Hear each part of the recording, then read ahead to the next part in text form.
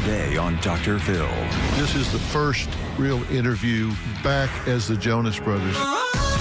The hottest band in the world opens up. Did you guys feel betrayed? Oh, yeah. My initial reaction was shock. I don't know if it was a panic attack, but I couldn't breathe. I was definitely the last one to say, let's do it. I can't be broken again after rebuilding everything. And what they've kept inside. I'm sitting with Dr. Phil and I'm going to talk about it because I need the help. We're telling it everything. For all these years. A lot of people don't know this. The Jonas Brothers never had the Jonas Brothers interview.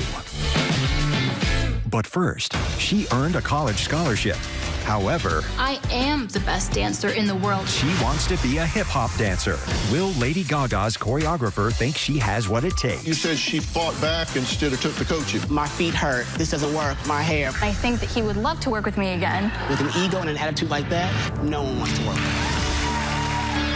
Today's going to be a changing day in your life. You've never had anybody working harder to bring you to the threshold of change than right now.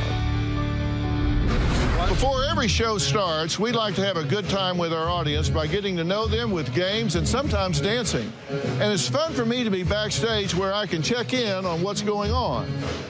That's Sarah Joy. She is so confident she's going to become a dance legend that she's going to quit college to pursue her dream. But her dad is not happy with her plan. What Sarah Joy doesn't know is real legend, Lady Gaga's choreographer and visual director, Richie Jackson, is seated in our audience right now watching her dance. Will he think she's got what it takes? She certainly thinks she does. Listen to this while I head to stage and start the show. The local college student just would not take no for an answer. My future really was hanging on the slim chance that I won a big scholarship.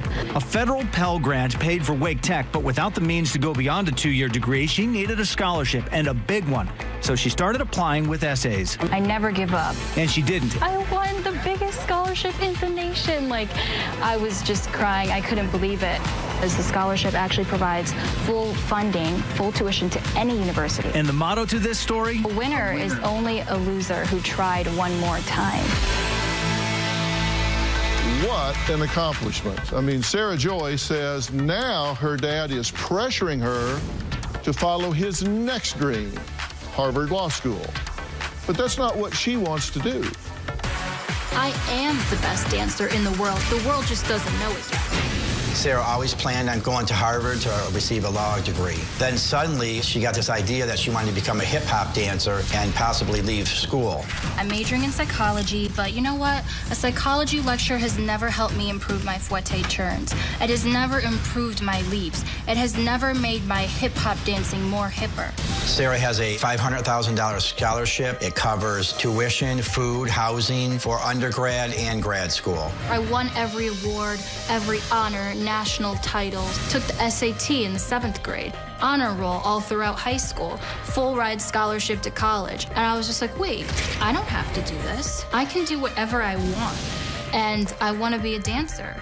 I thought she was joking. She hasn't had any professional training, so she's just mediocre. 100% self-made, self-taught, natural talent. I am every single type of dance. I even do tap.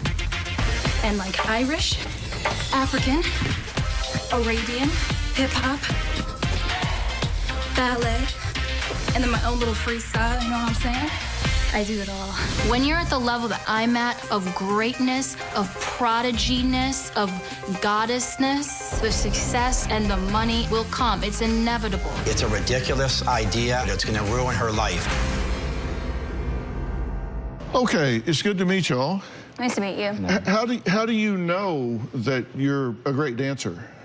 It oozes out of me. I'm watching you here, and I'm much better than that, though. Well, That's just a little bit. That just scrapes the surface of my greatness. Well, I couldn't do that on my best day, so I'm not going to. I could do that in heels with my eyes closed. I'm not going to critique it because I don't know what I'm talking about. But you have a passion for it, is your point. I mean, you feel it inside. You love this. Absolutely, just passion like a river. It just flows out of me. You're in professional training? My own professional training. I'm a professional, and I professionally teach myself.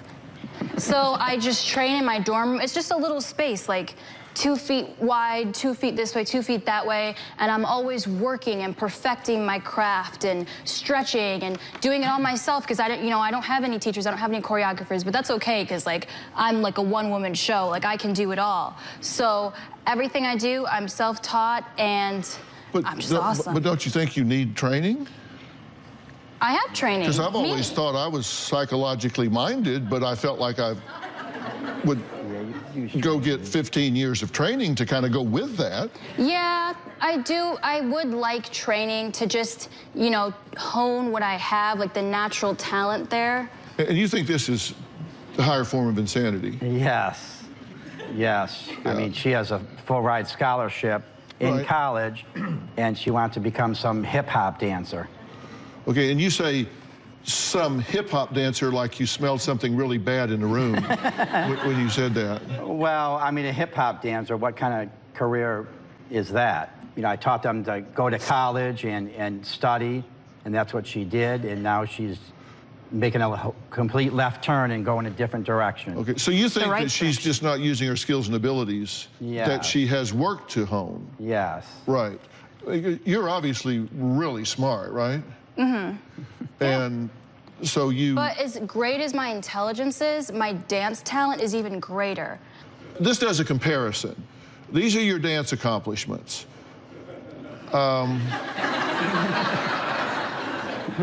Okay, now here are your academic accomplishments. 7th grade, Duke University medal for SAT and ACT.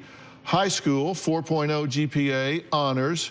2018 scholarship, full ride to any college. You applied 73 times, would not take no for an answer. 2018, $5,000 scholarship from a law firm. Fall 2018, GPA 3.75. Spring 2019, college GPA 3.75. I mean, when you compare them side by side, it looks like you're a lot more accomplished this way. What's wrong with using these skills and abilities to underwrite your passion in dancing? I would beg to differ. Actually, the dance accomplishments list is 100 times longer. Like, it rolls all the way out, like longer than Santa's list. Listen, I got somebody back there with a typewriter. Let's fill them in. Because I can see my future. You can't see my future. I can see my future. I can see what I'm going to accomplish. That's only my past. Look at how short the list of my past is. The list of my future rolls out that door. And listen, I'm not saying that you can't and won't be a great dancer. How are you going to afford that? I mean, I didn't think through that, but I'm sure like something will come to me. You realize that you may have to have a job to support. Dancing is my job. You have to have a plan to feed yourself during the transition. The only thing I'm worrying about feeding is my passion. Your passion don't eat much, but you have to have a place to live. You've got to have food. You've got to have a way to sustain yourself. I will. Dancing will sustain me. It will do more than sustain me. Do you have an agent? It will make me thrive. No. Do you have a manager? Me. Do you know how much dancers get? No. But that doesn't matter. It's about the art. Next, Russell says Sarah Joy is rubbing off on her younger sister. We're going to find out how when we meet her next.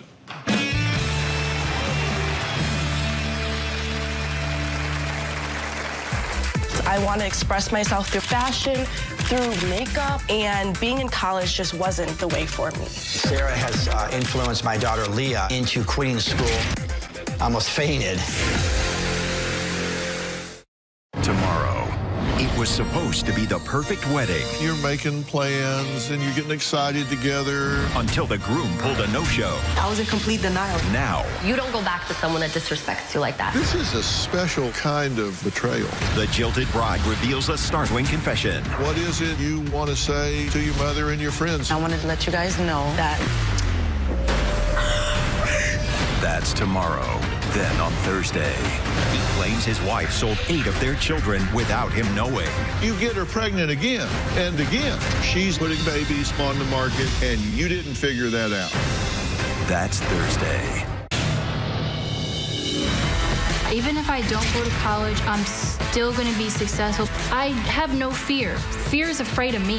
Sometimes you got to let go of the safe to catch greatness. Well, Russell says that his brilliant daughter, Sarah Joy, is destroying her life by walking away from a full-ride college scholarship with the potential of getting into Harvard Law School to chase what he says is a silly dream of becoming a professional dancer. Now, those are his words, not mine. And now he says that he's worried about his youngest daughter, Leah, because Sarah Joy seems to be rubbing off on her, so she's now following in her footsteps. Take a look. My daughter Sarah has influenced my daughter Leah into quitting school. I want to express myself through fashion, through makeup, and being in college just wasn't the way for me. Leah told me she wanted to model, and I just couldn't believe it. I almost fainted. My sister Leah, she is following her dream, much to my father's dismay. And he definitely blamed me. I'm like the ultimate rebellious child. Like, I'm the source of all evil. Well, Sarah and Leah just think that if they get on social media, that they're going to become famous. They're not thinking in reality. My dad's mad that I'm rubbing off on Leah. She's blessed that I rubbed off on her. I'm like Rumpelstiltskin. Everything I touch turns to gold. My daughter Leah, she doesn't have an agent or a job modeling right now. I think she is just crazy. My dad is going to be shocked when he sees how successful me and Leah are going to be. He's going to like have a heart attack. He's going to be there like gasping for air. Success is just going to rain down on us. Okay, Leah, thank you for being here. So your plan is to do what now? So I really want to model and express myself through fashion. Okay, and you're just in shock over here, right? Yes, I just can't believe it. I just want to take him right back to college and tell him to get back to work. Uh-huh.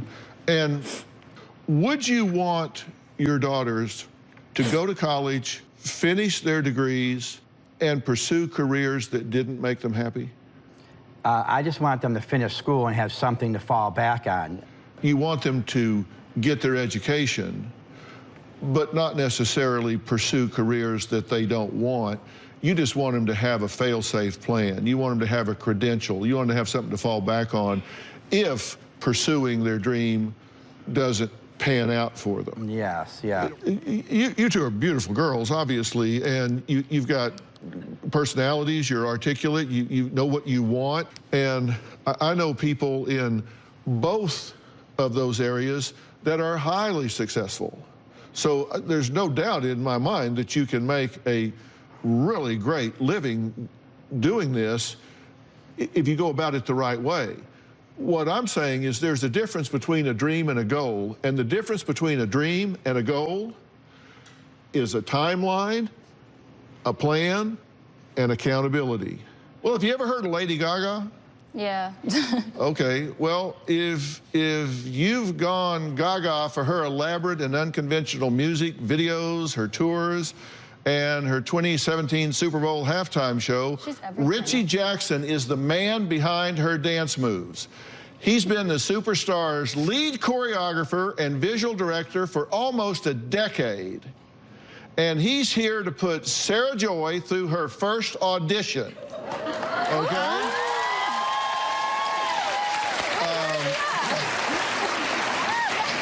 Now, Richie is here, and he's waiting for Sarah Joy backstage to teach her some moves, the kind of moves that he does for Lady Gaga and her dancers, and then he'll bring her back right here on this stage for her first audition. But don't go anywhere, because I caught up with some brothers with real talent, the Jonas Brothers. I sat down with them for an honest conversation about their breakup, an emotional reunion during my recent Fill in the Blanks podcast. Coming up.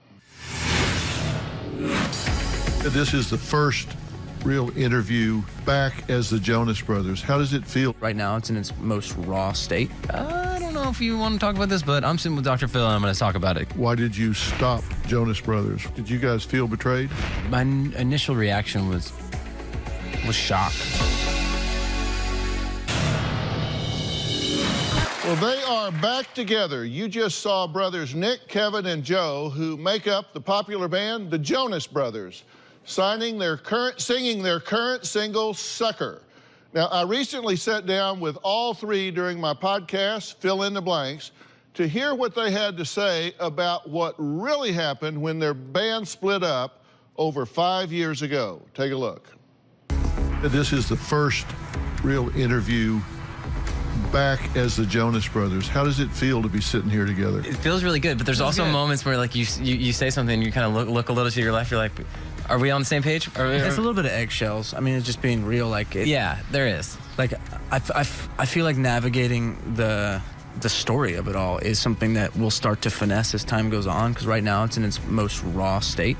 I think that's kind of the beauty of it. For us now, it feels so good to be able to just kind of be like, I don't know if you want to talk about this, but I'm sitting with Dr. Phil and I'm going to talk about it because I need the help or whatever. This time around, we're telling it everything. So there's really nothing that we're hiding from anyone. Yeah. We have a documentary that is full of tears and anger and talk about the past. Kevin, you're the oldest. Yes, sir. And you're next, Joe. And Nick, you're the youngest. Yeah. Do they pick on you? No, they pick on me. They pick on you? Yeah. They gang up on the oldest? Uh-huh. Yeah, It's always been that way. Why? You know what it was? I let it affect me. So I actually wouldn't just play along. It actually got in my head, and I think then they realized oh, this is working, so they kept going.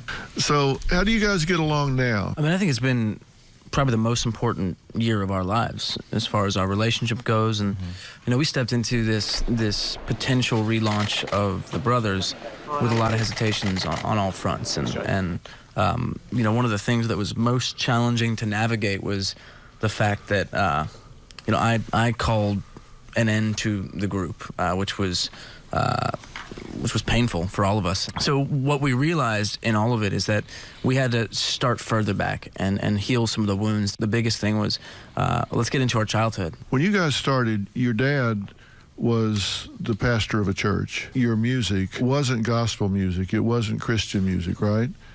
And that didn't sit well with the congregation. There's an expectation a lot of times when you are so ingrained in a church environment. If you're going to be making music, if you're going to be preaching, you preach to the choir. We were young men growing up, kind of excited about girls and love and romance, and we didn't want to be limited to just Christian music. There was a point where there was a break with the church where it kind of came down to you either, as the pastor, are all in with the church, or you're going to do this secular music. Right.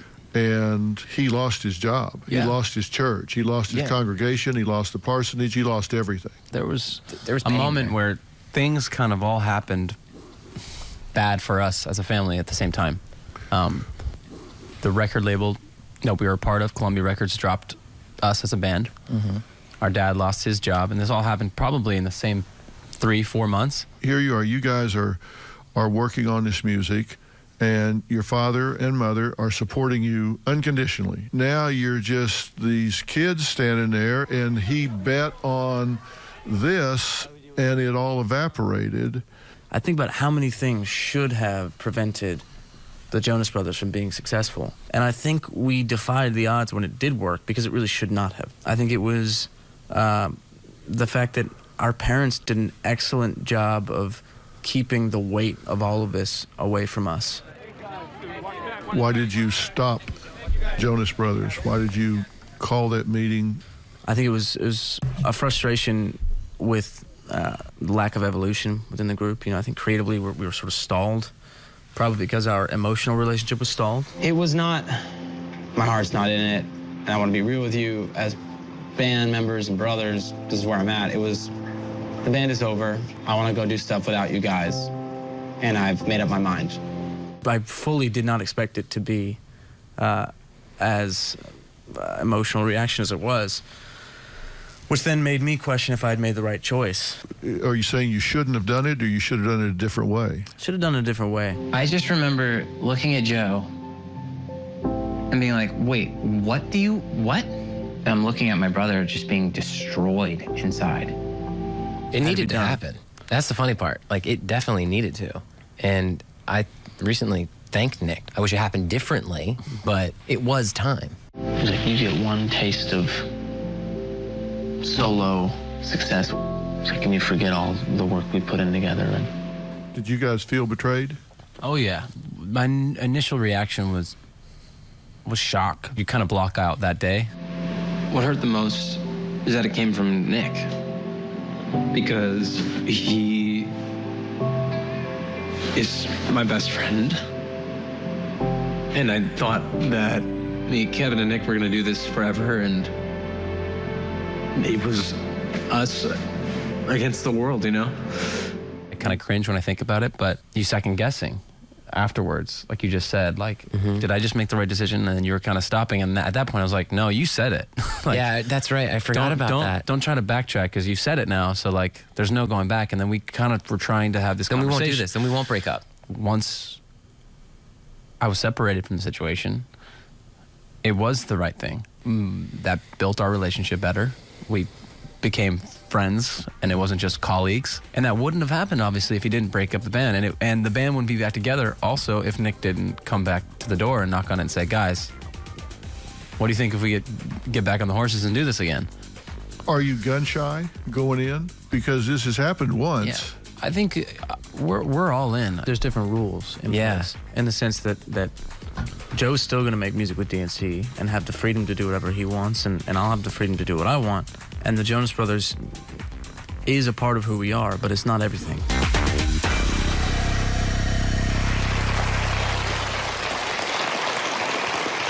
You'll hear some surprising things the Jonas Brothers have to say about reuniting as a band next. You're going into this absolutely knowing there are going to be critics. We were torn up about comments and critics, and it would eventually start to affect our creativity. How do we handle those type of things when they come our way together?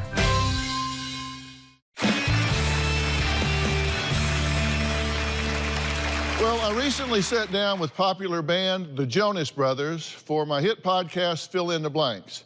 Now, they candidly explained why the group broke up and why they decided to give their fans what they wanted by reuniting.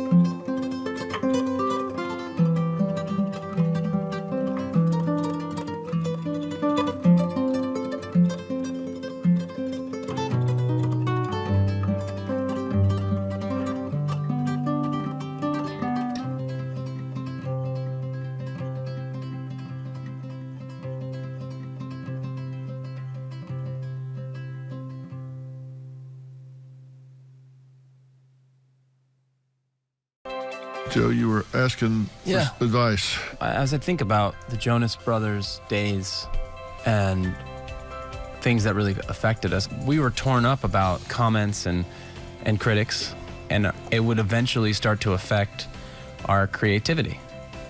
And now that we've made this album that we're really proud of, my question for you would be, how do we prepare ourselves or handle those type of things when they come our way together? That's a great question, and I have to give you a little bit of a long answer. You're going into this absolutely knowing that there are going to be critics. Somebody's going to have a problem no matter what you do. You might as well do what you want to do. So you guys have to decide who you are individually and who you are collectively. I think that was part of the struggle before. We clashed on who was doing what and perspectives and who had the strengths and when to utilize those strengths. And I think a lot of our issue for me, which was not being able to really just talk about the simplest thing. Yeah. And hey, I have a problem with that. I'd rather do it this way, if you guys are cool with that, or I think I should take a lead on this. Just having a real conversation instead of feeling like, well, you're not better than me. You can't be all equally talented in everything. No. One of you's going to be better at one thing, one's going to be better at another, one's going to be better at another. You just have to find what you're best at and do that. I think we missed that. Individually, we going out, performing, things like that, and I miss looking to the left and right. Like, I can't wait to share some vocals on stage. It's tiring every night, I'm excited to go and play these old songs, and you have partners in crime where you can kind of just lean on each other, and we just fall back into the mold. Can you guys embrace the problems that you had before? And by that I mean, you said you didn't communicate really well before. Will you do it differently this time? I think this time around, we've set in place some ground rules to ensure that it'll be a healthy experience. So I think taking some of that pressure off to have it all figured out just because we decided to do this again is not smart, and it's not realistic. Talk to me about the music this time. You've got an album. How do you feel about it?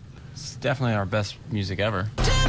5 or 6 years of working with some of the top writers in LA and New York. So we brought all that into this, and we created really unique voices. I think we trusted in our partners and each other, and we built something I think we're really proud of, and that is so unique to who we are, which was really refreshing to see that, sometimes it's just right, and this one was.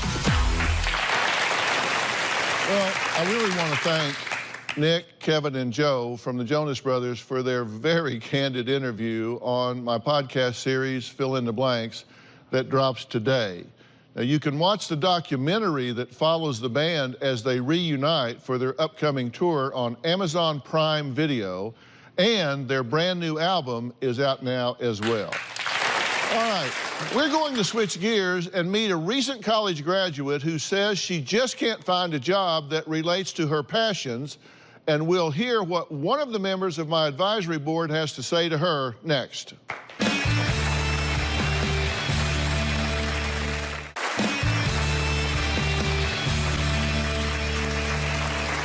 Well, I'd now like to introduce my good and respected friend, Dr. Art Markman, who has been on the show several times in the past.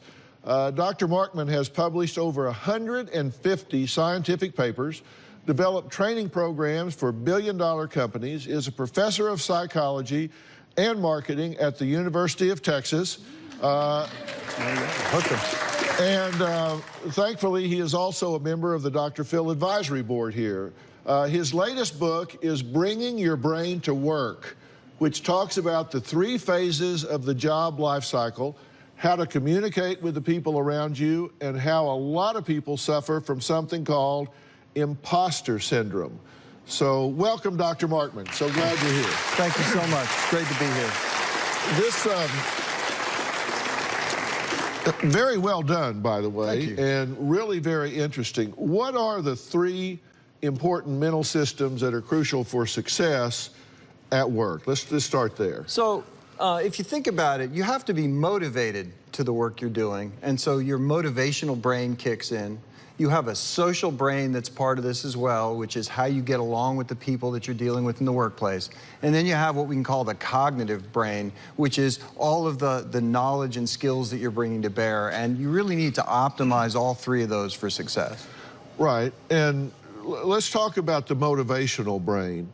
You have a set of mechanisms that engage goals that you have, and most of those systems actually drive you back to doing what's comfortable for you, driving to do the habits that you've created, which is why you can start a job and then look up 10 years later and realize that even though there were other things you wanted for yourself, you just got up each day and continued to do the same thing, which means it's really important to, on about a yearly basis, to take a step back and ask yourself, how am I doing? Am I happy with where I'm going? Does the work that I'm doing fit my values? Something that can be really useful is we know that older people in their 70s, 80s, and 90s, when you ask them what do they regret, it's almost always the things they didn't do in their life rather than the things that they did. Right. And we all have a remarkable cognitive capacity for time travel. You can pretend that you're 70, 80, or 90 and ask yourself, what will I regret not having done? And then fix it before it's too late. Yeah, that's a good question. What will I regret having not done? Autumn just graduated from the University of Delaware last year and says she has already gone through 2 full-time jobs that she did not like and just cannot find something that relates to her passions. Take a look. I graduated from the University of Delaware last year with a bachelor's degree in sociology. While in college, I had several jobs and internships. I've worked as a campus tour guide, in fast food, at a campus convenience store, as an office assistant, and as a camp counselor. I faced many challenges looking for the right job.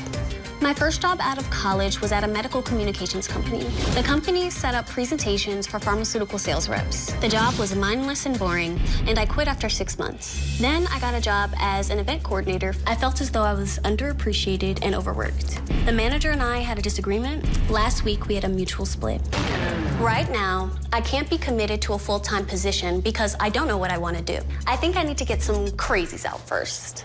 I'm looking for something that relates to my passions of interior design or real estate, event production, music, or art. My dream job is to be an entrepreneur, to own a full-service real estate company where I design and build properties. Dr. Phil, how can I gain clarity when it comes to figuring out what I should do for my career? Well, you have a vision, right? Yes. I do have a vision, but I also can see my life taking a lot of different paths. That's the vision that I have today. That's the vision that I feel very comfortable with, that I feel like I've nursed a lot. But I don't know if I'm really committed to it, or if I'm just saying I need to have something to do. Yeah, but Dr. Markman, it's not so much a specific job as it is finding a vocation that allows you to do the things that she's saying are important to her, right? Yeah, that's right. You know, you can learn to love any specific task you're doing as long as it feels like it's part of something bigger. Right. We talk about this idea of work as a calling. You know, do you see yourself helping other people, engaging with the world around you? And it almost doesn't matter the specific things you're doing as long as you can feel a sense of purpose in it. You took some tests before that you think are very important. Let's take a look at these, and Dr. Markman, tell us what you honed in on here and what we learned. So we gave you 2 different kinds of tests to do. One was a basic test of personality characteristics, and then the other was a test of your values.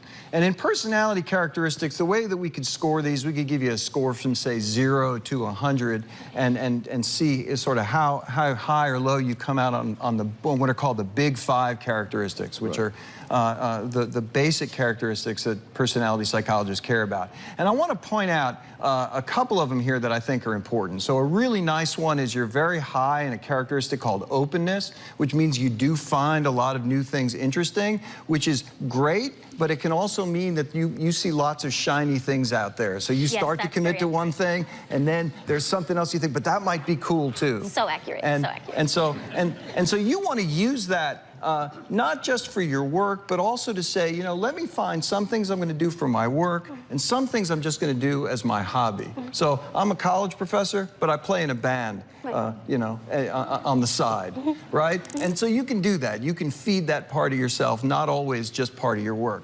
Now, I want to point out another one that's going to be really important here, which is in the middle there, you see conscientiousness. And you come out kind of in the middle of the scale, and it turns out a lot of times people tend to over-represent their conscientiousness, how much they actually get stuff done and show up to do things. And so when you're in the middle, you're often sort of lower on the middle.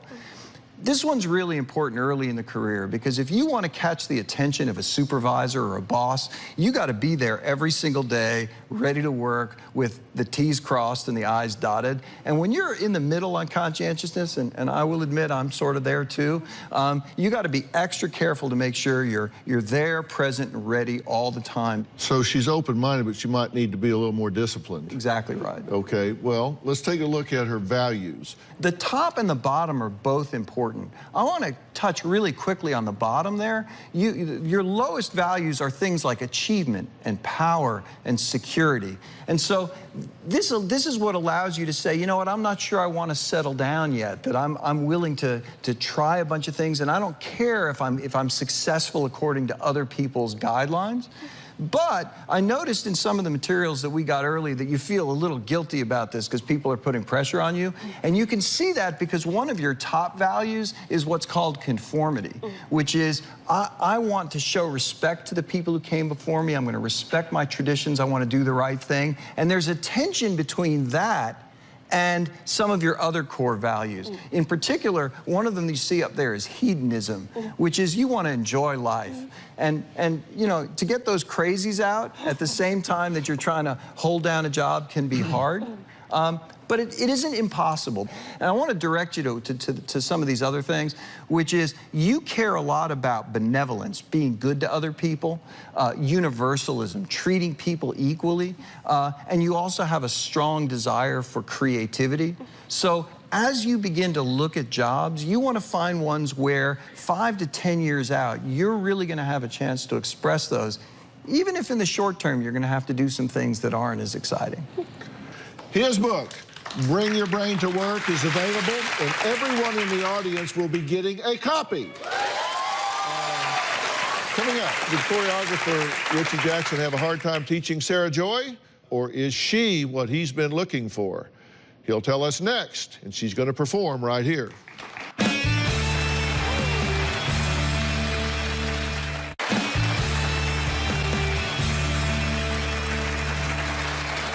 Well, Richie Jackson has created dance moves for Lady Gaga's iconic music videos, her world tours, the 2017 Super Bowl halftime show, her Vegas residency, and the most talked about movie this year, A Star is Born. So, welcome, my friend. Thank you. So will a star be born today with Sarah Joy? So you've been backstage working with Sarah Joy? Yes.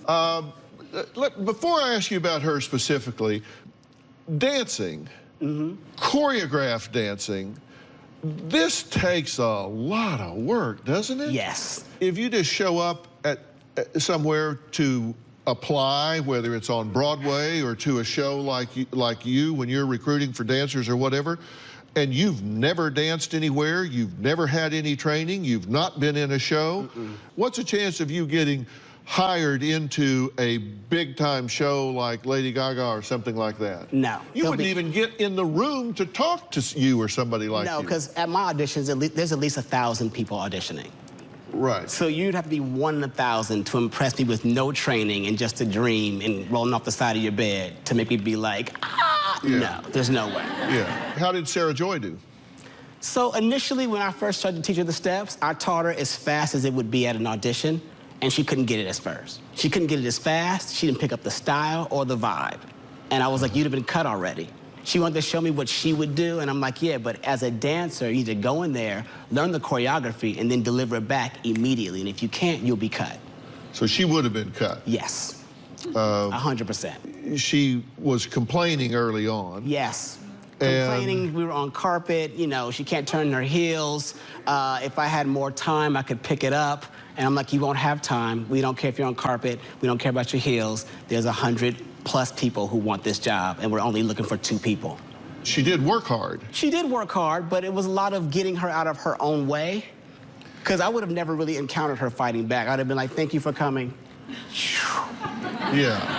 Well, all right, we're going to see what she's got after the break. We'll be right back.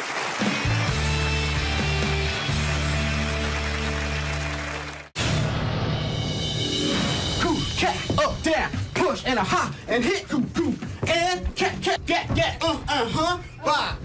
No, I want to do my own thing. Now, this is the problem. If you do your own thing, you won't have the knowledge to grow up. I'm not trying to hit your steps. I'm trying to hit my 5 steps. and 6 and 5, 6, 7, 8. Give it get. No, and no. The confidence is great, but it's a little borderline egotistical, and that does not ride.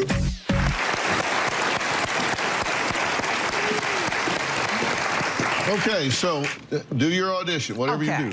So let me see this. Here we go. It goes 5, 6, 7, 8. Give me 1 and 2 and 3. Ready? Here we go. Let's try it. And 5 from the top. 6 and 5, 6, 7, 8. Give me 1 and 2 and 3, 4. Hit, up, down, snatch, hot, get, again. 5, 6, 7, 8. Give me 1. Get, hit, cooch, cat, up, down, snatch, switch, around, hit, high. Now give me a freestyle this time. And 5 and 6 and 5, 6, 7. Let's work. Give me hot, get, and hit, hot, pop and around, get, 5, 7, 8. 1, 2, 3, 4, 5, 6, 7, 8, 5, 6. Give me a pose and freeze. Okay. All right. So. She has an area code, but does she have it precisely enough? No. Someone else would have came in there and nailed the exact style. And what I mean by that is like where the hands go. Why are we doing this? The head, the hands have to feel like out of nowhere, Fosse jazz, pop. But then it's like shade, kick, around, hit, All right.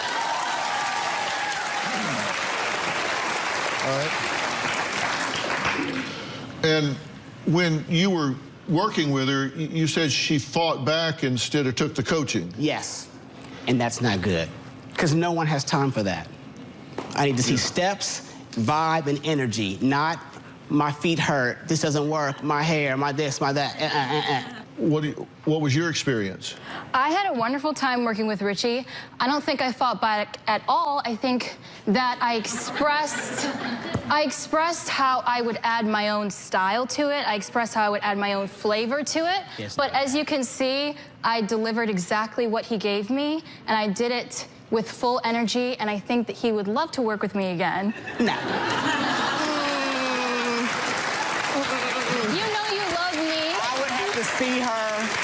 I would have to see her against a room full of professional, qualified dancers, and then I would know.